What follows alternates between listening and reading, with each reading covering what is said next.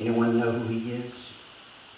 Superman. We all remember Christopher Reeves for Superman. Our beloved character, the one that was so powerful. Superman. Strongest man in the world. All power. But in 1995, he suffered a fall and severed his spinal cord. And that Superman that everybody loved, the movies were jam-packed, had some of the highest ratings of turnout. That day, it just put an end to Superman. And even while he lived, there was not another Superman movie made in deference to him. He tells the story in his memoir of how he and his mother was trying to decide what to do. And he whispered to his wife and said, maybe you should let me go on. And his wife whispered back to him and said, I fell in love with you. I'm in this for the long haul.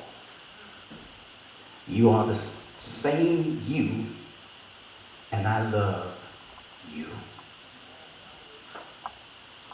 And with that, for the next several years, began the burden that I'm sure that his wife never knew would ever happen.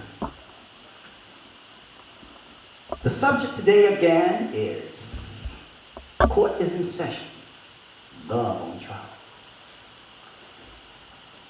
In our lives, well, first of all, let me say this. In this particular text, it's very similar to what happened in the day of Christopher Reeves.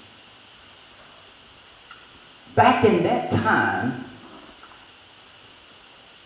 the country called actually Rome was a big city, and Christians had become part of that city, and the church was growing so until Paul decided to write a letter because an issue came up.